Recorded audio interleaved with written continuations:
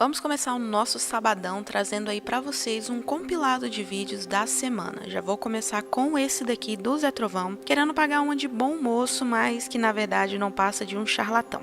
Falta de vergonha do judiciário passou de todos os limites. Chega a ser escroto, nojento e porca. Uma ação de uma Suprema Corte que não recebeu nenhum tipo de voto, mas que decidiu legalizar a droga, que simplesmente quis dizer que pode sim fumar maconha. Faço o que eu digo, mas não faço o que eu faço. Deputado Zé Trovão, te chamam desse apelido por quê? Porque tu curte um raio? Ou essa imagem aqui é uma montagem? É algo feito com inteligência artificial? Mas você percebeu o quanto esse povo é mentiroso? Que legalização? Aonde aconteceu legalização? O que houve foi a descriminalização. Mas, deputado, eu sou de esquerda e eu convido o Congresso Conservador, incluindo você, deputado, a fazermos um teste toxicológico. E o desemprego caiu para 7,1% em maio. E isso aqui é uma coisa muito boa, viu? Mas antes de te mostrar o vídeo, peço para que você se inscreva no nosso canal, curta, comenta e compartilhe a nossa publicação. O IBGE divulgou agora há pouco esses dados do trimestre, do desemprego. A gente está na taxa de 7,1% de desempregados. A última medição a gente estava com 7,8%. Então tivemos uma boa queda aí. Com essa queda, a população desocupada atinge 7,8 milhões de brasileiros, mas a população ocupada aí bate recorde de 101 milhões de pessoas ocupadas, trabalhando. Essa é a menor taxa de desocupação para um trimestre desde 2014. Então, um dado bem positivo, apresentado agora há pouco pelo IBGE, que traz esse cenário do desemprego para o país. É analisado trimestre por trimestre. Esse trimestre que o IBGE divulgou hoje é o trimestre que encerrou em maio. E o Salles não perde uma, viu? Além de incentivar o golpe de Estado lá na Bolívia, ainda intencionou os militares no Brasil para fazerem a mesma coisa. Dá só uma olhadinha na fala do deputado Glauber Braga. Gente, o senhor Ricardo Salles, deputado federal bolsonarista, postou uma mensagem nas suas redes sociais incentivando o golpe de Estado na Bolívia e tensionando os militares no Brasil a seguir o mesmo caminho. Nós não podemos aceitar, não podemos permitir que isso aconteça. Isso é muito grave. O que aconteceu na Bolívia com essa tentativa de golpe fracassada tem que servir como alerta para nós. E não há outra alternativa a não ser responsabilizar esses golpistas. Deputados que incentivaram e auxiliaram a tentativa de golpe do dia 8 de janeiro não foram responsabilizados. Chegou a hora disso acontecer. Nós temos que cobrar para que isso aconteça. Eu vou apresentar uma solicitação, uma representação à mesa diretora da Câmara dos Deputados pelo afastamento cautelar do senhor Ricardo Salles. Ou quer dizer agora que o afastamento cautelar é só para aqueles que são os inimigos de Arthur Lira. Quem incentiva um golpe de Estado não vai ser afastado cautelarmente? Vou apresentar essa representação e é fundamental que a gente cobre da mesa diretora a responsabilização e o afastamento desse golpista. O que aconteceu na Bolívia tem que servir, repito, como um alerta aqui pra gente no Brasil. Golpistas não passarão. E o CNJ vai fazer um mutirão para corrigir prisões após o STF fixar critérios para o porte da maconha. Alguns partidos já começaram a indicar deputados que vão integrar comissão especial para analisar a proposta da PEC das drogas. Segundo o Conselho Nacional de Justiça, mais de 6.300 processos aguardavam então a definição que foi feita ontem pelo Supremo Tribunal Federal e agora o CNJ vai fazer um levantamento em todo o país para que a determinação do STF seja então cumprida. Muito importante a gente dizer que o Supremo Tribunal Federal fez não foi legalizar o uso da droga, foi descriminalizar o porte de maconha para uso pessoal e em pequena quantidade. A gente coloca em uma tela para vocês algumas definições que foram feitas então pelos ministros. O STF decidiu que não é crime adquirir, guardar, transportar ou portar maconha para uso pessoal. Essa conduta agora é classificada como ato ilícito com pena administrativa alternativa, por exemplo, punições socioeducativas. E qual que é o procedimento se alguém for pego com essa pequena quantidade de maconha?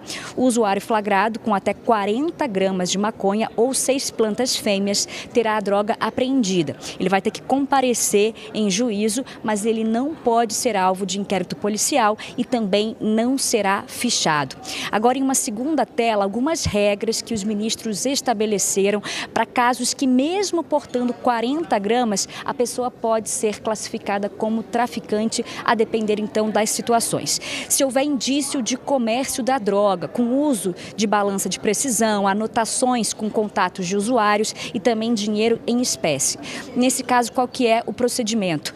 A pessoa é enquadrada como traficante independentemente da quantidade de maconha. E o que continua proibido? Fumar maconha em público, tráfico de maconha ou de qualquer droga e também o porte de outras drogas. E o mais importante é que essas definições feitas pelo Supremo Tribunal Federal, elas valem até que o Congresso Nacional também aprove uma lei com essas definições. E aí agora a gente volta para os trabalhos aqui dentro do Congresso Nacional, porque a gente sabe que tem uma proposta de emenda à Constituição que vai no sentido oposto ao que diz o Supremo Tribunal Federal. É uma proposta que criminaliza a posse e o porte de qualquer droga em qualquer quantidade. Ela diferencia traficante de usuário. Para o usuário, determina ali penas alternativas, mas essa PEC ela não estabelece qual que é a diferença, não estabelece a quantidade que alguém, ao ser pego ali com a droga, vai ser classificado como usuário ou como traficante. A comissão especial para tratar dessa PEC, ela já foi criada e nesse momento ela aguarda ali a indicação dos líderes partidários. Até agora, dos 34 integrantes, só foram feitas 4 indicações, só o Podemos e o Republicanos fizeram então essas indicações dos integrantes e, segundo líderes com quem eu conversei, também parlamentares que devem fazer parte dessa comissão,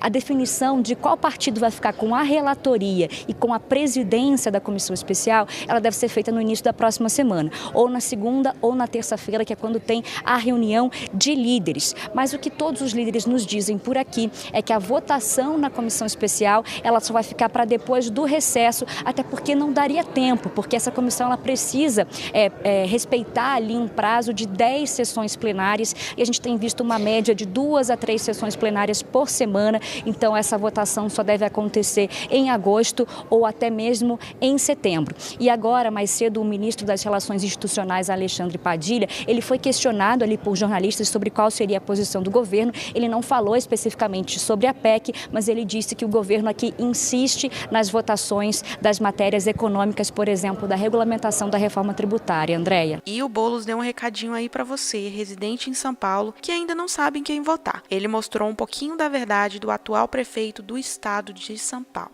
E qual é o risco que São Paulo corre? O atual prefeito, para além da aliança política que fez com Bolsonaro, tá anunciando o vice dele, indicado pelo Bolsonaro, o coronel Melo Araújo, foi um cara que disse expressamente, era comandante da rota aqui em São Paulo, que a polícia tem que tratar diferente quem mora na periferia e quem mora nos jardins. Um bolsonarista raiz. Mas pior que isso as denúncias do próprio Ministério Público, a operação da Polícia Civil tem mostrado. Nós temos um risco, você é do Rio, Tabet. O que tem de mais complicado no Rio?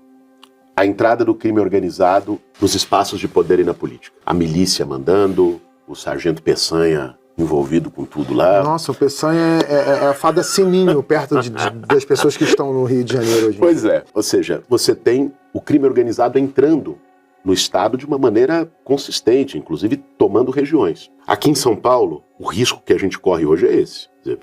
No ônibus já teve uma operação mostrando a presença do crime organizado no ônibus numa empresa que o prefeito, no dia seguinte da operação, foi lá e elogiou a empresa. Depois do presidente dessa empresa estar preso por ligação com o crime organizado. Você acha que esse modus operandi do Rio está sendo exportado para São Paulo? Esse é o risco. Um modo miliciano, um modo sem transparência nenhuma, coisas suspeitas, mal explicadas. E nós estamos falando de uma cidade, São Paulo é a cidade mais rica do hemisfério sul. O orçamento de São Paulo é 112 bilhões, é quase o do estado do Rio, da cidade de São Paulo. A possibilidade dessa turma entrar no estado dessa forma, foi pega ano passado, foi desbaratada uma milícia na Guarda Civil, atuando na região da Cracolândia, da Santa Ifigênia, que cobrava taxa de segurança de comerciantes e quem não pagava tinha a loja assaltada. Isso é milícia. Então é isso, pessoal. Eu fico por aqui. Não se esqueça de curtir, comentar e compartilhar o vídeo. Eu volto mais tarde. Um grande abraço a todos e fui.